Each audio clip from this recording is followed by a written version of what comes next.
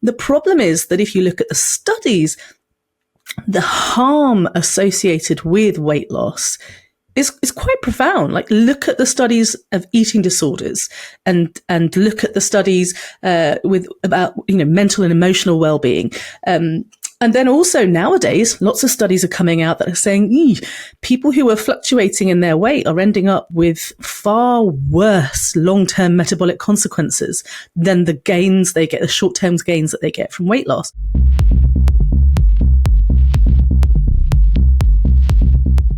Asher, you've been described as a part-time GP, a weight-inclusive campaigner, a leading expert in weight stigma, and also Britain's most outrageous doctor.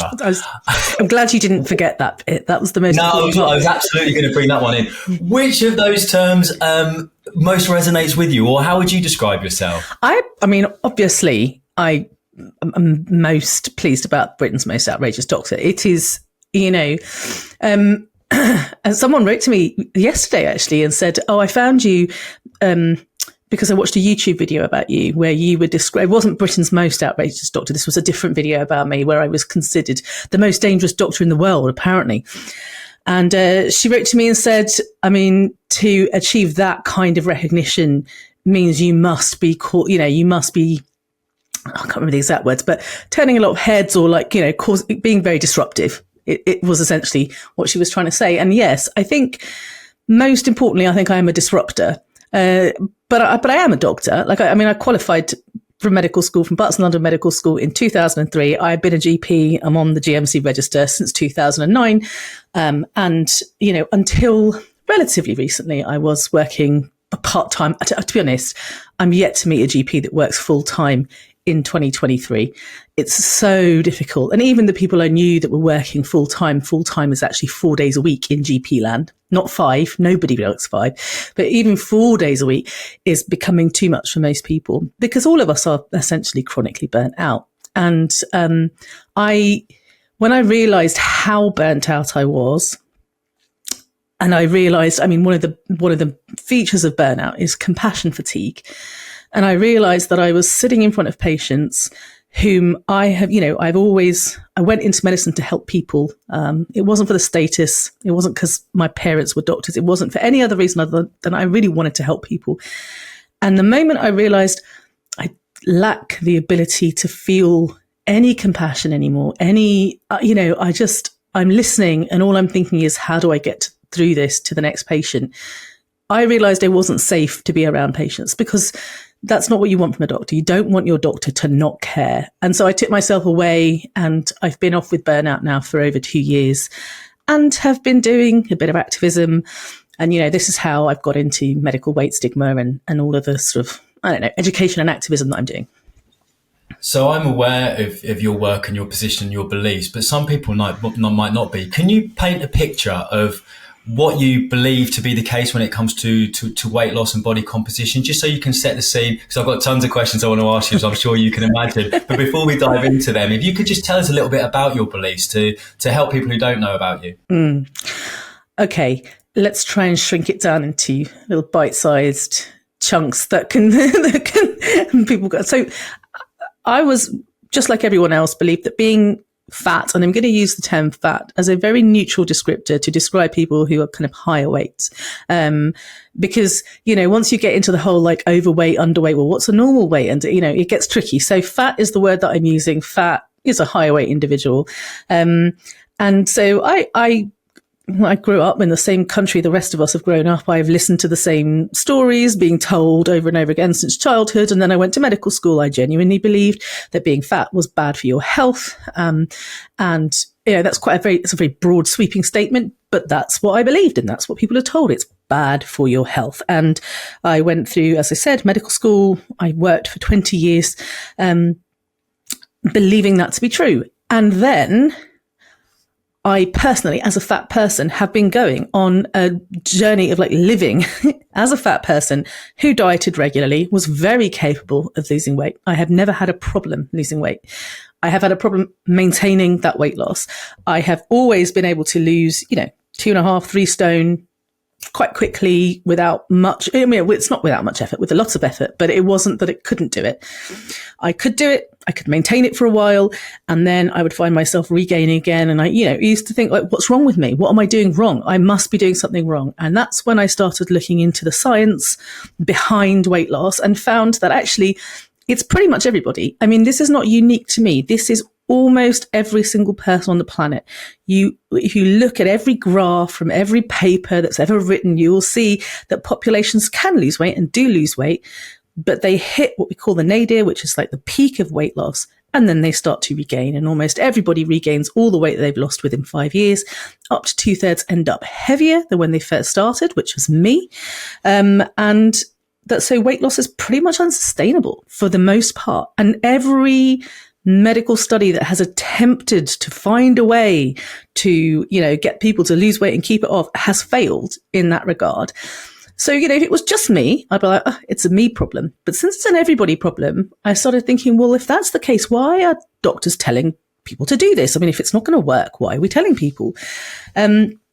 Does it really benefit our health? And I started looking. I looked at diabetes, at heart disease, at non-alcoholic fatty liver disease, at PCOS, at what else? I look at arthritis and all the kind of conditions that we tend to associate with fatness and that we tend to tell people the solution here is to lose weight. So I went ahead and looked at the evidence and said, well, is it? Like, show me the evidence. And there isn't any. And there just isn't any. Even the evidence that our National Institute of Clinical Excellence, even the guidelines themselves, which reference evidence, when you look at the evidence, it is qualified or classified as very low to low quality, because of the fact that there is so much bias and so many problems. And so we can't really the reliability of the evidence is very low. So here we are telling people to lose weight, and there's not much evidence that it's working. There's not much evidence that it's helping people if it is working. Like, if I lose weight, will I fix my non-alcoholic fatty liver disease? Maybe for the first 3 months, your results might be a bit better. Maybe after 6 months they will. But after a year, 2 years, there's just no evidence that they will be. And then I was like, well, is there any harm in losing weight then? Because if it's zero harm, it might work, but it might not. But at least it's not going to harm me in any way. Then fine, I'll still do it because it makes sense, right? Like, if there's nothing to lose, then why not carry on? The problem is that if you look at the studies, the harm associated with weight loss is quite profound. Like, look at the studies of eating disorders and look at the studies about mental and emotional well-being. And then also nowadays, lots of studies are coming out that are saying people who are fluctuating in their weight are ending up with far worse long-term metabolic consequences than the gains they get, the short-term gains that they get from weight loss. And there's more and more and more evidence to show this now. It's becoming quite obvious that when you look at chronic inflammation and you look at insulin resistance and you look at hormonal balance, actually weight fluctuations, which most of us experience if we're dieting and then gaining and then dieting and then gaining, are much worse for you than if you remain a stable weight. No matter what that stable weight is, no matter how high it is, it's better to sort of stick roughly at that weight. So that's what I've learned. And as a result, I'm like, well, that's not the information that I was taught. It's not the information that exists out there for doctors. It's not what we're telling our patients. And on top of that, you have this added layer of medical weight stigma, which is what I tend to focus on for the most part. And just quickly, if I've got time, I don't want to just keep talking, but when I say medical weight stigma, a lot of people go, well, what's that? So fat phobia or anti-fat bias is basically the beliefs and the judgments and the assumptions that we make about people who are fat. In the same way we have beliefs and judgments about all sorts of people, these are specifically about fat people, and they are all negative, right? There are very few people that have positive judgments and beliefs and assumptions about fat people. So the negative judgments, assumptions, and beliefs we have about fat people. Weight stigma is like the real life consequences or the punishment almost because of those beliefs. So as an example, you've got say somebody is interviewing for a job and the person that's interviewing them believes that fat people are lazy. Fat people don't work well in a team. Fat people aren't the kind of people that we're looking for. Those beliefs are the anti-fat bias. Not giving the person the job is the weight stigma. And so the fact that statistically speaking, there is, for example, a wage gap, and there's proper evidence that fat people are far less likely to be employed, promoted, and all of these things. This exists throughout society, the social exclusion of fat people in general. You can take any cross-section of society and you'll be able to find it. But it's very problematic within the medical and healthcare field. So studies have shown that doctors treat their fat patients differently. They're less likely to spend time with them, less likely to investigate them, less likely to treat them the same way as they do their leaner patients. And also, fat people find it really hard to trust their doctors, unsurprisingly, because of the way their doctors treat them. So they're far less able to communicate effectively and are less likely to follow their doctor's advice, and most dangerously, tend to avoid doctors. And we understand why they do, because they just have really traumatic experiences, which they relate to me on a daily basis. This is what happened to me. This is what happened to me. And so I get why you wouldn't want to go back if that happened to you. Problem is, if you're not going to see your doctor, chances are down the line, that's going to impact your health. So all of this has led me to being interviewed by you, basically. There is so much for me to unpack there, but I want to start just with a clarification, because you're painted as someone who believes that exercise and nutrition don't have an impact on weight management. But you're not actually saying that, are you? You're saying that these measures can help you lose weight.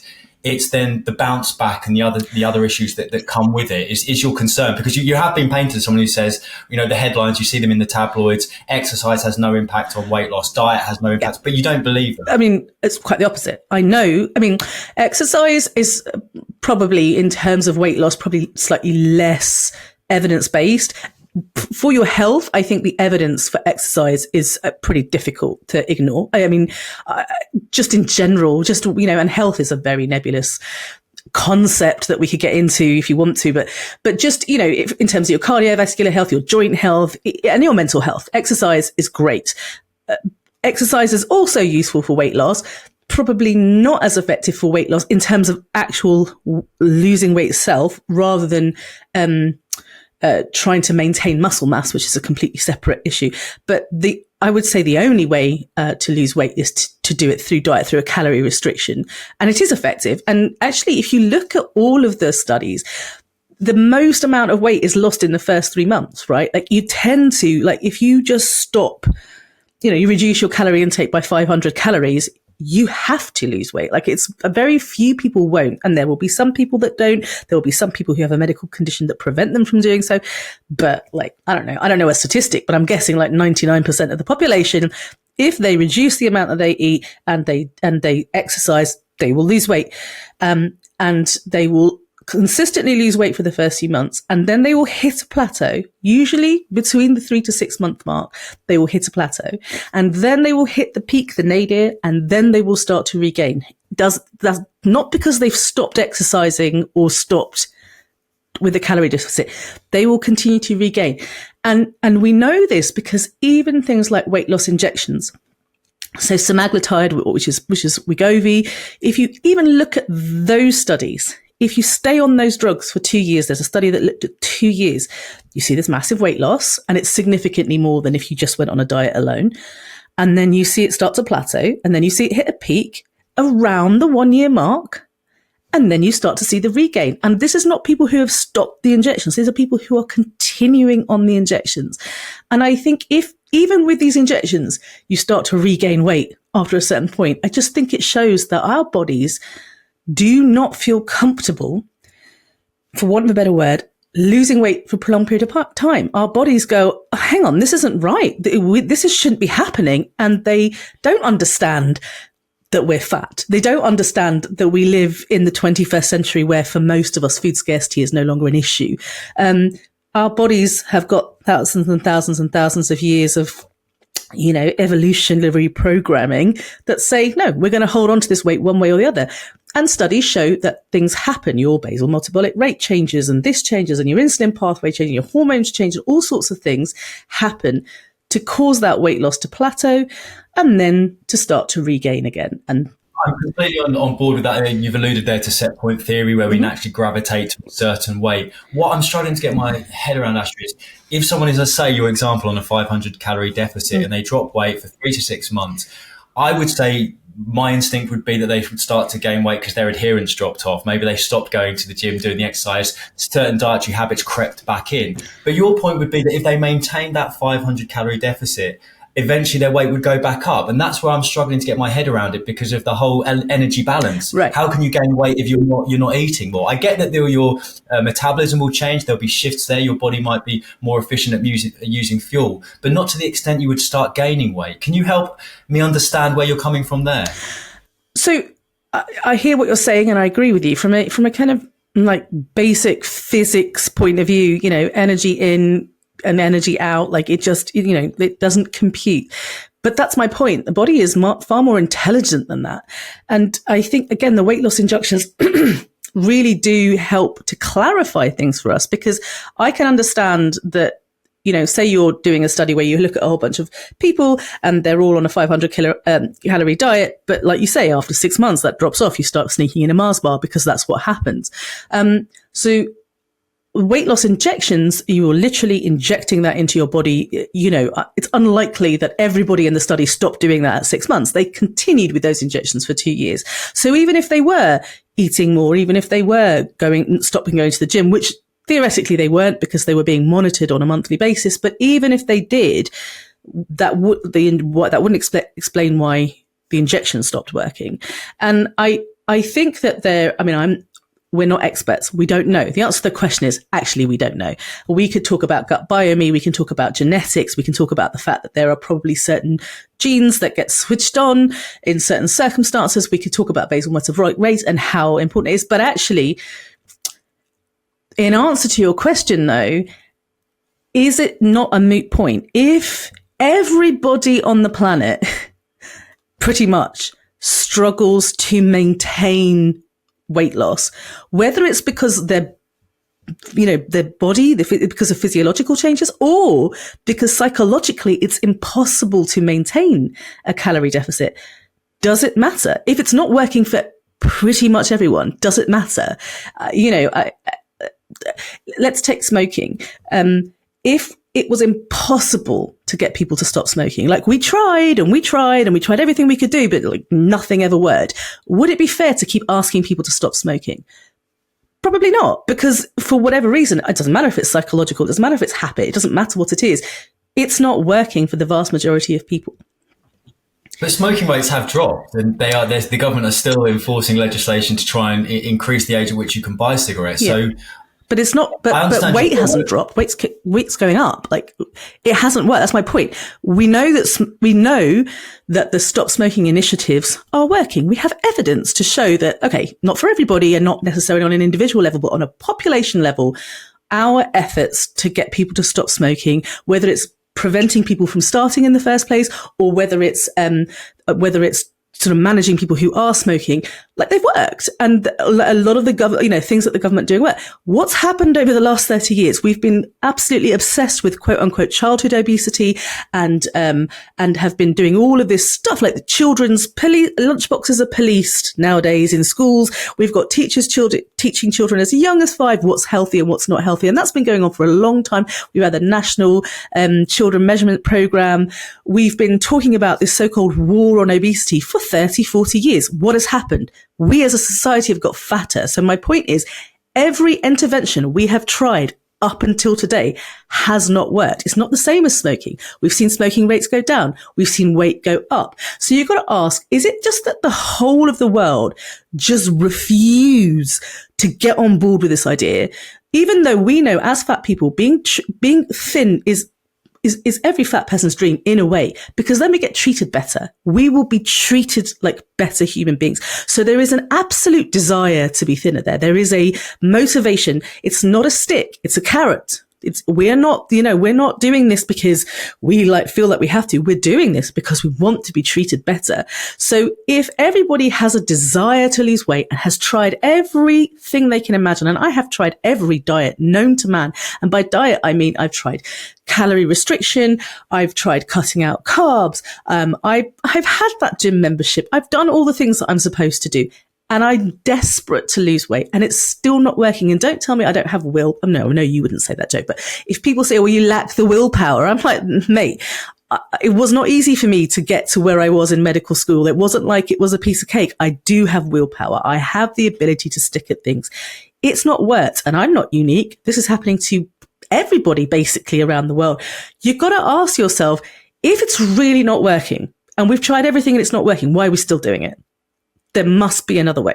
I want to pick up something you just mentioned earlier on in our call about the lack of quality information around obesity, type 2 diabetes, cardiovascular disease, early death. There is, in my opinion, and again, this isn't about me, I'm just the one asking the questions, but my understanding is there is an overwhelming amount of information that does link obesity and excess body fat and body composition that leans towards fat, towards an increased risk of all-death mortality. Are you saying that information's wrong? And if so, why is there so much of it? I don't think there is that much of that information. I disagree with that. I think that we have a lot of population-based studies that show that fat people let me sort of say it in plain English, that if you look at the population of type 2 diabetics, there will be disproportionate numbers of fat people in that population. I also agree that if you look at a group of fat people, there will be disproportionate numbers of people with diabetes compared to lean people. I agree with that. But we cannot, and I mean, people often say kind of association is not causation. I want to take it further than that. It isn't, and we know that. That's a very simplified way of saying it. We have to ask ourselves, is there a reason why we'll take diabetes, why there are more fat people that are diabetic? And the questions we have to ask ourselves are, as I'm sure you know, is diabetes caused by being fat? Is being fat caused by diabetes? Could there be something else that is causing both being fat and being diabetic?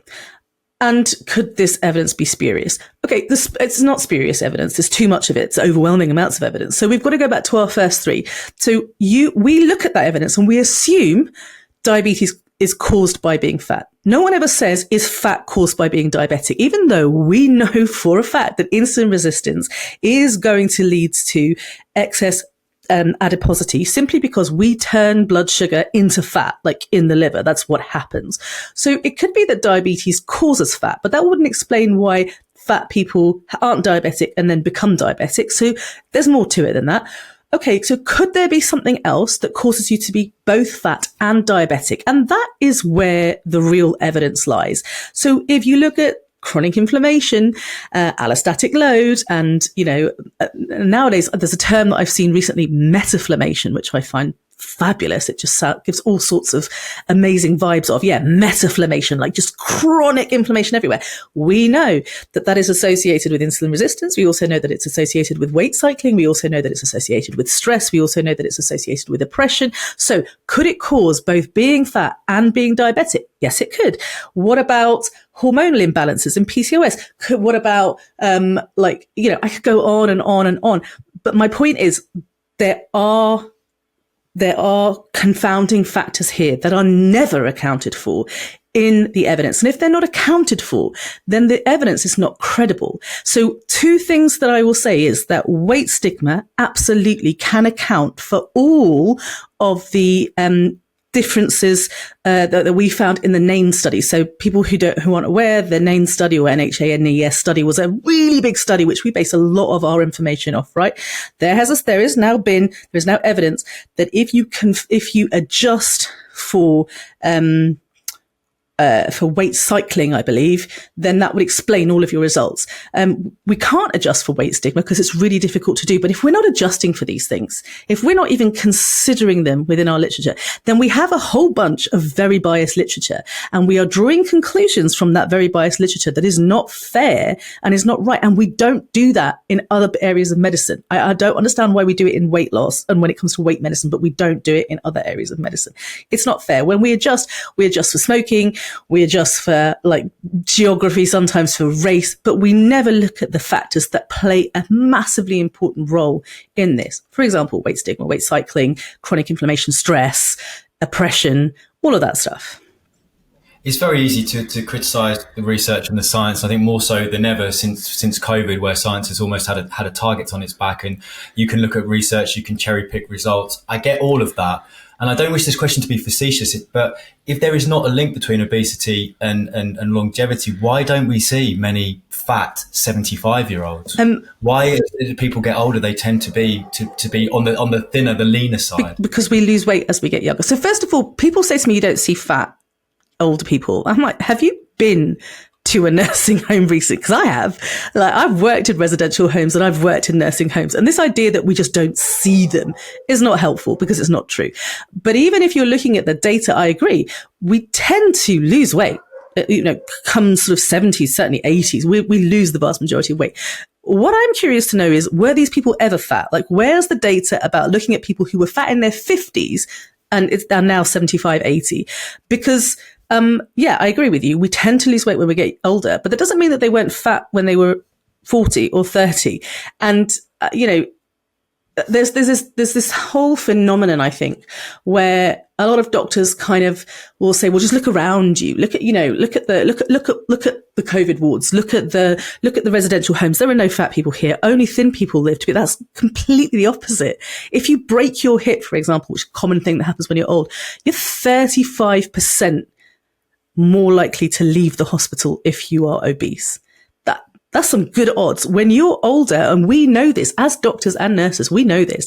When you're 80, we want you to have some fat on you, because we know you're far more likely to survive and to thrive in your 80s, to be able to withstand things like falls, heart failure, kidney failure, all of these things. We know if you need dialysis, we know you're going to do much better if you're fat. If you're thin, we know you have much less of a chance. And that's anecdotal knowledge, but it's also what the studies show as well. So this idea that there are fat old people, but even if there weren't fat older people, the fatter you are, the healthier you are when you're old. What about hunter-gatherer societies that we can look at for a real day? You're smiling already because you knew this question was coming. But I mean, we look at if we examine their diets, their lifestyle, their body fat levels, their body composition, we see a very different picture to what we see in the West. How can you begin to account for these differences? So what we're doing now is we're comparing societies that have absolutely no influence or very little influence from, compared to this society, to the society you and I live in. Is that what we're talking about? Yeah, of course. Again, I'm not doubting that. I'm not trying to argue that that this is how I would look if I lived in a world where I was a hunter-gatherer. But I don't. I mean, I live in the 21st century. I work predominantly from home like you do. There's no point in comparing me to that person. I absolutely agree that something has happened to make the world fatter over the last 100 years. Like, there's no question.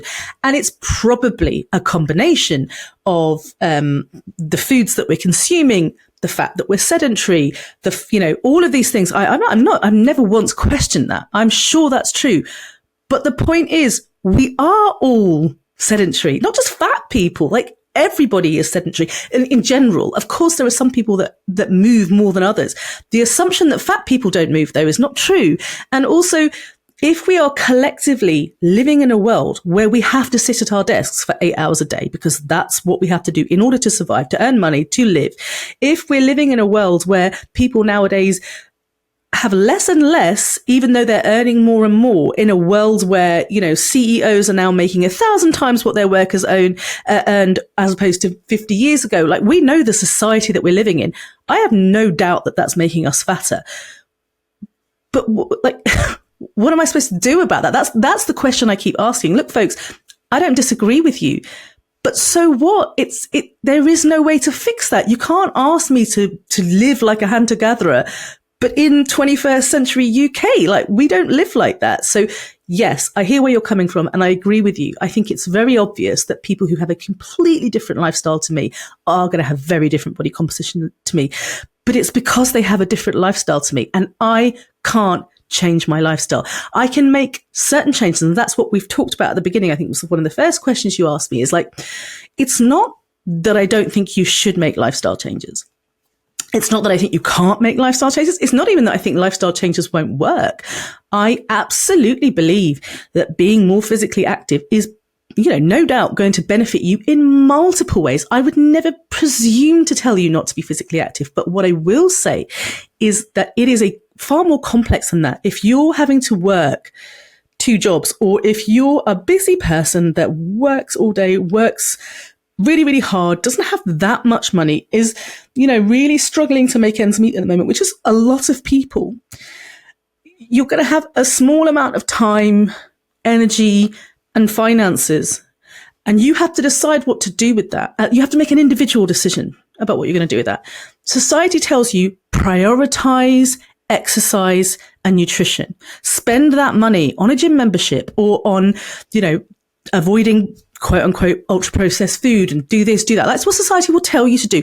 Prioritize your health. And by health, they mean your cardiovascular, your metabolic, and possibly your joint health. They don't mean health. Health is far more than physical. It is mental, emotional, social, environmental, financial. It's all sorts of things. But society tells you your blood pressure, your cholesterol, these are the things you need to prioritize. Whereas I would argue, maybe you might want to spend what little time, energy, and reserves you have on having fun and going out and having a blast. Will that make you thinner? Definitely not.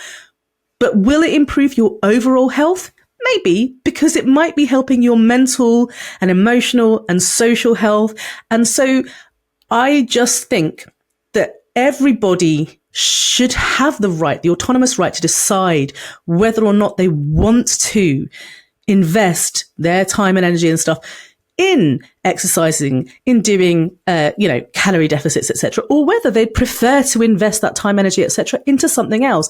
And that society should treat these people equally. That's all I'm arguing for, is that if I make an autonomous decision to say, I'm not dieting, I'm going to eat as many cheeseburgers as I like, and I'm going to sit down and watch TV all day, it is my choice, and I shouldn't be punished for making that choice.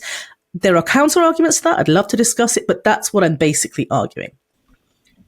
A lot of people, I'll rephrase that because I don't know a lot of people, but some people who are overweight or obese will say that they don't feel very happy with their weight. They're not happy with their life.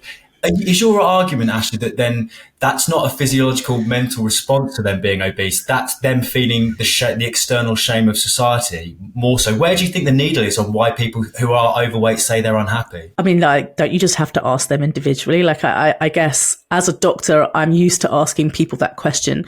I think it's a really good question.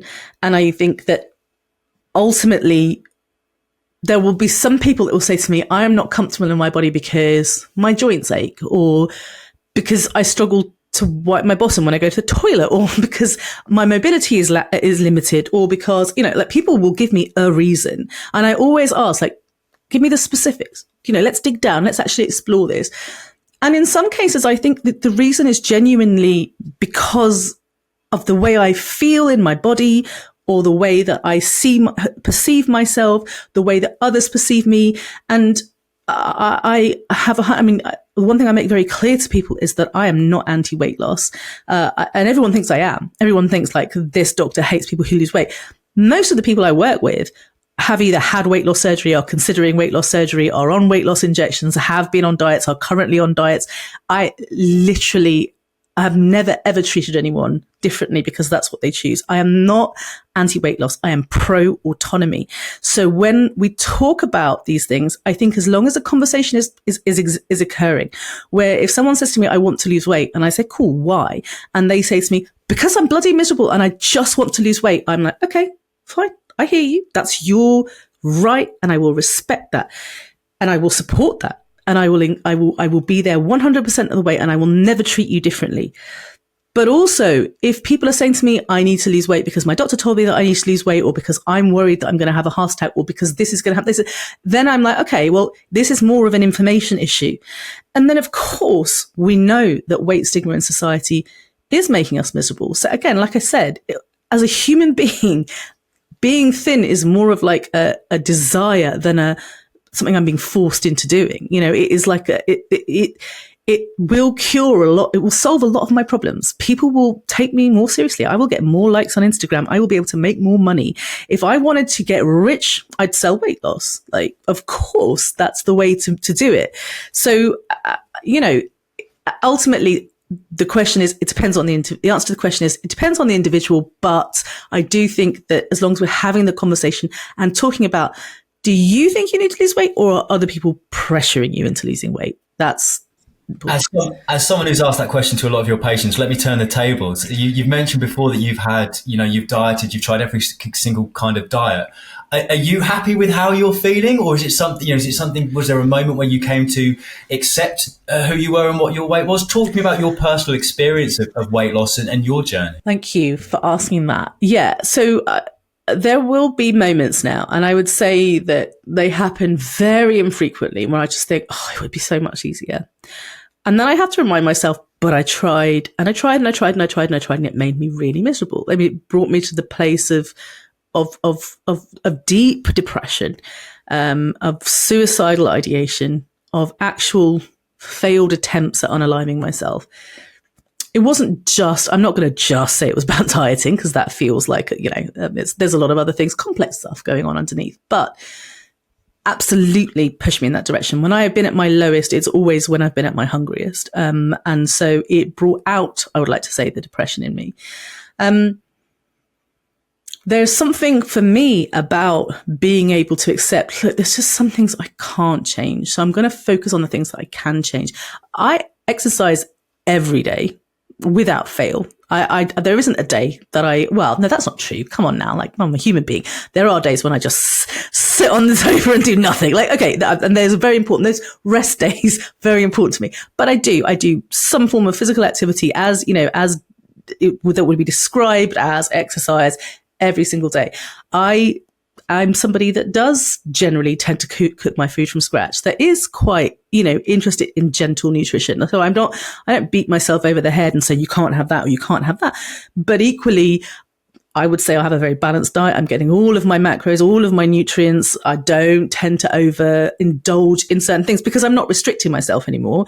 You could stick a bag of chocolate in front of me now and I'm like, no, because I could have it any day. So I might have it on days that I'm really craving it. Most days I probably wouldn't. So I'm at a place where I think I'm actually probably my healthiest in terms of my mental and emotional well-being, but also in terms of, the fact that I'm resting, that I'm getting enough sleep, and that I am taking care of myself, that I'm exercising every day. It's great for my mental health. So I'm doing all of those things.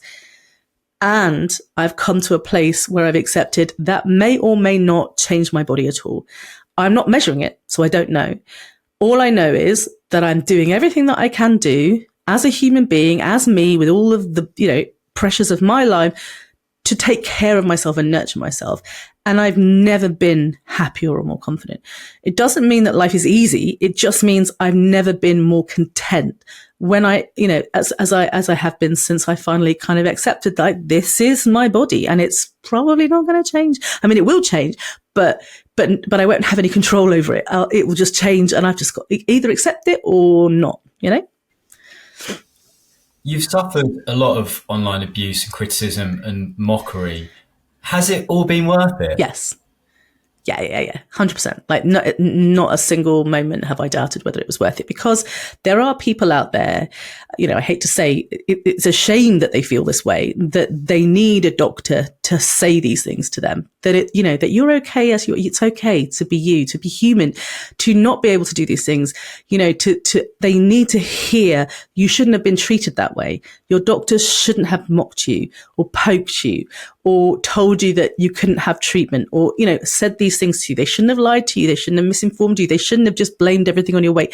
Unfortunately, I wish they didn't need a doctor to tell them that, because this gives credence to the idea that doctors are special, which I don't particularly think we are. We're just doing a job, no more or less special than any other job.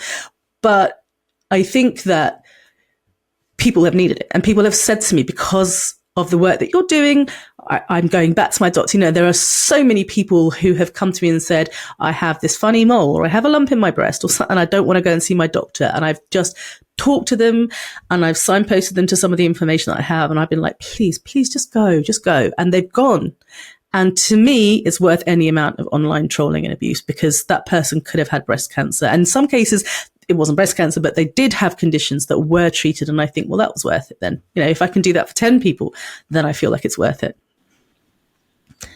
You've got some really interesting views and you make some really strong, great points. But social media is not really the forum for that, because it's instant bite size, it's criticism. Do you feel that sometimes your message, because I came into this call, Asher, fundamentally misunderstanding some of your positions because I've only seen you really on social media and you see those bite-sized clips. Do you feel that sometimes your messaging and your really important messaging around societal shame and the other, intrinsic disadvantages fat people face is lost because of the top line kind of sound bites that you get? And how are you working to kind of readjust that? So I think that, listen, I didn't join social media until I was 40. I didn't have an Instagram account. I think I had an old Facebook account that I never looked at, but I didn't have Insta, I didn't have TikTok, I didn't have any of these things. I did it when I got on, sort of started blogging, because it started off as a blog and then a podcast and it's kind of evolved from there. I have a really good friend who is very kind of well respected and has a very senior position in PR and has done, I've known him since we were 15. And we talked about this. I was like, I hate this. I hate social media. It's terrifying. If nothing else, I'm scared of all the younger people who are cooler than me. And we talked about the fact that actually sometimes bad press is some press, and that actually there are going to be people who just think, who the heck is this Britain's most outrageous and most dangerous doctor?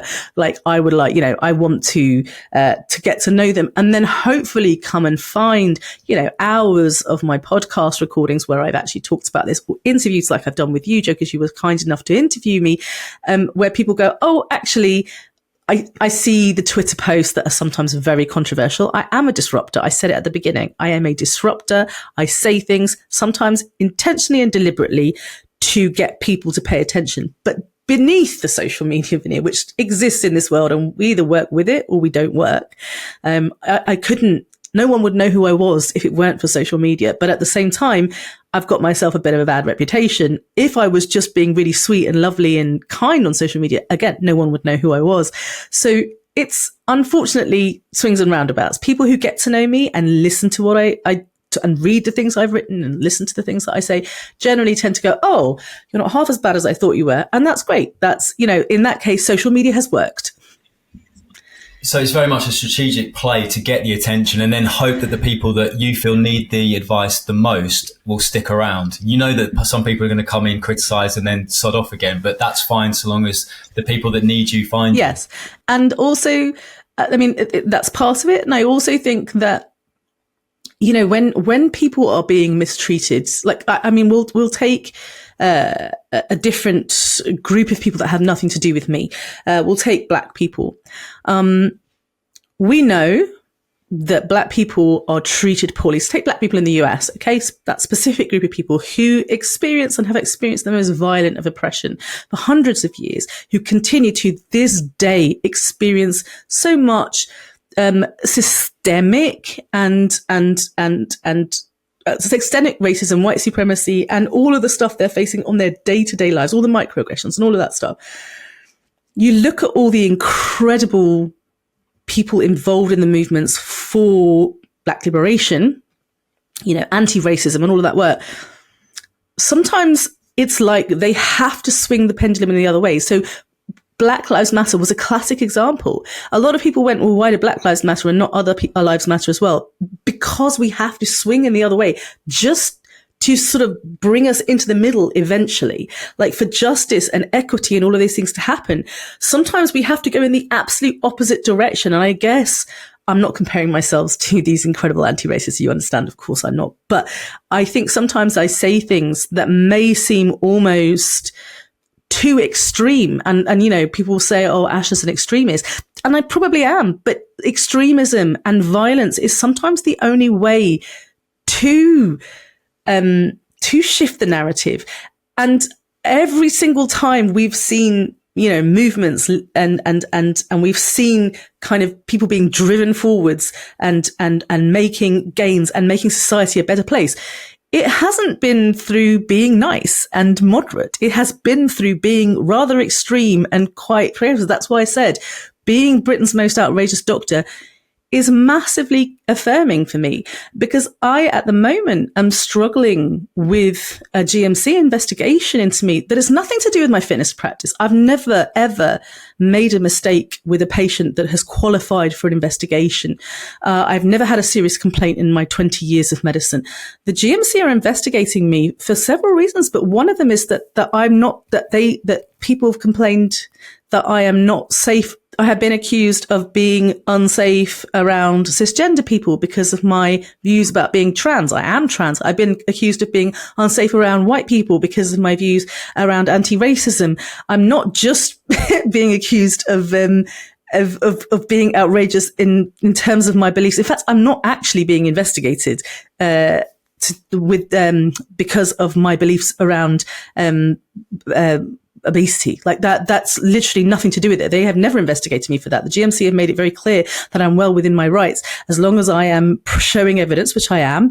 They would never investigate me for that. No, I'm being investigated for being a disruptor, and I'm all right with that. I am comfortable for people to call into question my character and all of those things, because I think sometimes that's what happens. You get people calling into question your credibility when they can't deny that some of the things you're saying make sense. So it's obviously a very serious thing for that investigation to be going on, though. What are they basing that on? Because it's nothing. I don't think it's that serious. It is serious, of course, but it's not like I'm going to lose my license serious. But I mean, at the moment.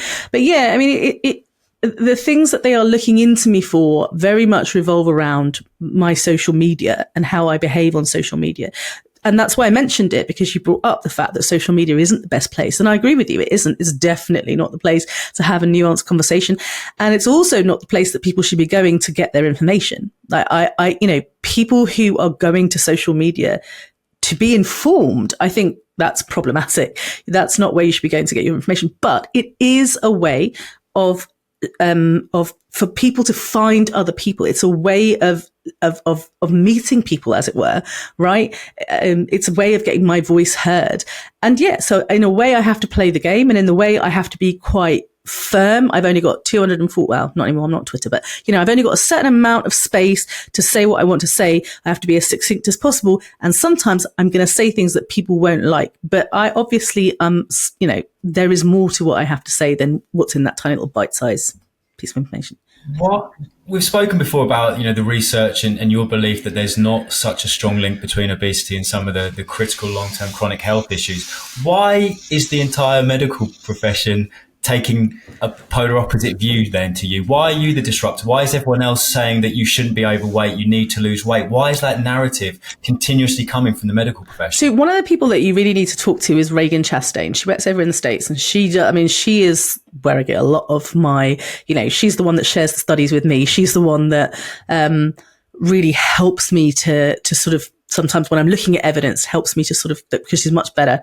It's her bread and butter. It's what she does. It's her job is analyzing evidence. But we talk about this a lot, that we should live in a world where we can trust all of the evidence that's presented to us, that the guidelines, and because as a doctor, I don't have time to read through a 100-page bit of information, right? I'm looking at the front sheet, the summary, the bullet points, the bits in the boxes, like any other person. I am looking at the bite-sized version, the social media version almost. And sometimes, actually, I hate to say it, but sometimes it is the social media version. Sometimes it is the tweet about the study that I read, because I don't have time to go and read the study. There are hundreds of studies. Who has time to read them all? So we have to be able to trust that the guidelines that are being produced, that there are no external influences, right? That they are simply being produced based on the evidence that has been critically appraised. And that would mean that there was no pharmaceutical companies or insurance companies or medical technology companies involved in the process. That would mean, because they have vested interests, that would mean that the people who are making the guidelines don't have their own biases, or if they do have biases, are taking steps to ensure that those biases are not affecting the way they interpret evidence. In order, all of these things would have to happen, and they don't happen. Medical guidance and literature doesn't exist in a vacuum. It is written by people with their own biases, confirmation bias. We all know what that is. But also, it is heavily influenced by drug companies. And a classic example of that is that a lot of people who recently, over the last 2 years or so, underwent training in the UK about, I don't know if it was called weight management or obesity management, but this was the title. It was advertised on LinkedIn. Thousands of healthcare professionals, allied healthcare professionals, doctors, nurses underwent that training, came out of there believing what they believe, feeling very informed. I now know what I'm supposed to do when I have a fat patient sitting in front of me. This is great. And then the news broke that Novo Nordisk, the company that makes weight loss drugs, has sponsored it. And they didn't make that known at the time, because those of us who have training that is sponsored by a drug company at least are able to say, okay, well, I'm going to take this with a pinch of salt because the drug company is involved here. But they didn't know. So they went in there and they learned what they learned, and they walked away and they carried that into their professional lives. But it was Novo Nordisk who illegally, and I say illegally because it is not legal to do these things without disclosing the truth. They got into a lot of trouble with that, right? Like, they've had their wrists slapped, and there's been some consequences, but not severe enough consequences to deter them from doing it again. And also the damage is done. So, it's not happening in a vacuum. Most of my colleagues really want to do the right thing. Who wants to do the wrong thing? They want to do the right thing.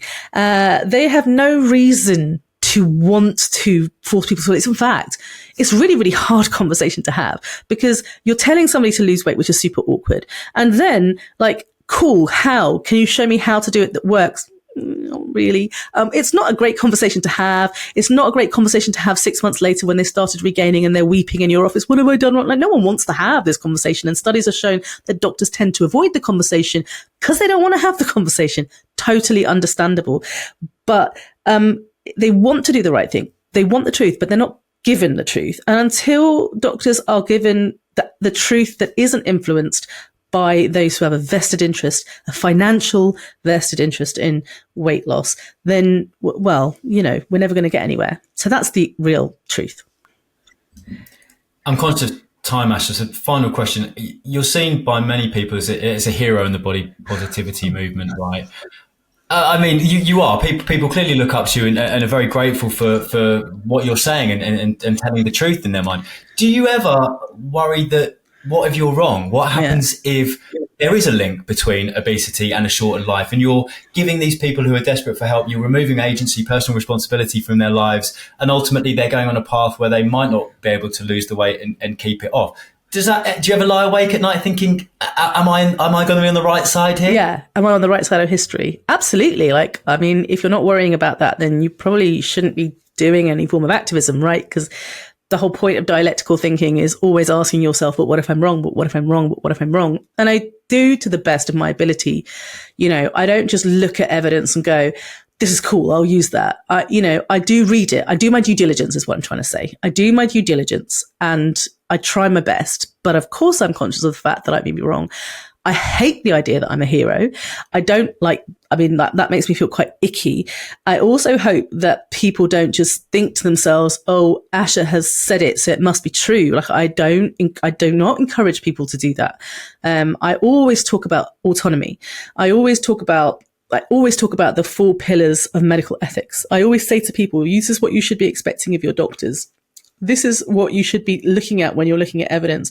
Always do a cost-benefit analysis. Always remember that population studies are not the same as, individual risk. We cannot infer individual risk just from population studies. Like, always remember that there isn't ever going to be a right or a wrong. Like, right or wrong doesn't exist in this. There isn't a right or wrong way. So I do lay awake. Well, I don't lay awake at night because I'm trying to sleep, but I do think of that. Yes, it is definitely crosses my mind. What if I'm absolutely wrong? And if I am absolutely wrong, I'm going to be the first person to put my hands up and say I am. Look, I found this study and it turns out I was absolutely wrong.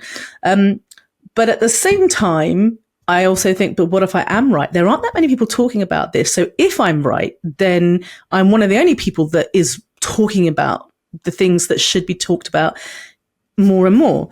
And I'm not the only doctor. Like, I have plenty of doctor friends who agree with me, just not wanting to be so vocal on social media. And I totally understand why. Like, it's not fun. So yeah, I mean, don't we all think that? Looking into your crystal ball, in 20, 30 years' time, with the advances that we're going to make in science and research, AI, all the other things that are coming, what's the conversation around obesity going to be? Have you watched Wall-E, the cartoon? Yes. Right. That was not a question back I was expecting. No, but I have, yeah. So you've watched it, right? Like, I hope everyone's watched it because it's very cute. I mean, in the movie, in the cartoon, society's evolved. They're living on a spaceship, and they have these chairs where they don't do anything, and they're just basically very sedentary. And the idea is they all get really, really fat because they're not moving. And I think about this a lot. I think about the fact that technology is progressing at some phenomenal rate. Like, AI has changed the game. 20 years ago, or it wouldn't be 20 years ago now, but like the internet changed the game, smartphones changed the game. It's been quite impressive in our lifetime. I have witnessed some phenomenal changes. And I'm a parent, and I often think about like what I was doing when I was 8 years old or 10 years old versus what my 10-year-old does. Like, a very, very different lives. Rather than casting judgment and aspersions, I'm just like, I recognize it's very different. So another 40 years from now, I mean, my goodness, I can't even begin to think, because there's no way I could have predicted what was going to happen when I was 10 years old and like pressing record on my tape player because I heard a song on the radio that I really liked and I wanted to keep, like, and that was completely illegal, but that's what I would do. I had no idea that I'd be able to go onto Spotify and download that song, when I was 40. I think when you look at Wall-E, the thing that I find so interesting about it is it's a lot of people kind of will judge all of those fat people sitting in their like lounges that move around and sort of go, oh, look at them, they really let themselves go. Whereas actually the whole point is they're living on a spaceship and that's how they're getting around. Like, that's just life. Someone invented that. And rather than blaming the people who have become so sedentary and are eating all they can eat because that's all, because that's what's available to them, rather than thinking, oh, that's a personality defect, shouldn't we be asking the question, well, who invented it in the first place? I think we need to be holding the people who are creating all of these technological advances to account and asking them, like, what are you doing to society? You're doing it for profit. I get it. But what are you doing to society as a whole? Rather than blaming society for people for being the direct result of the society that they live in, I think we need to start asking, well, the people who are making the decisions about the society in the first place, like, are we looking into them? Are we checking their bank accounts? Are we checking about, how their dealings, etc. I don't know that I could predict 30 years in the future. I think it's impossible, but I have no issue saying that rich people will keep getting richer and will be making decisions that will impact human beings. We'll probably be living longer than we've ever lived before, right? Because medical advances are incredible. And we're getting older and older and older and older. I don't see why that would suddenly change, barring, the Third World War and nuclear, barring all of these things. But at the same time, I think people will continue to get fat. I don't see a period of time where we'll stop getting fatter and suddenly become thin, unless they do actually invent a cure for fatness. But I don't see, unless that happens, I don't see how we won't just continue to get fatter, because we'll become more and more sedentary. I read that somewhere now that in the UK, Amazon drones are going to come and drop something off like an hour after if that's what our lives will be like 20 years from now, where we press a button and Amazon will come and drop it off via drone. We'll never even have to walk around the supermarket with a trolley.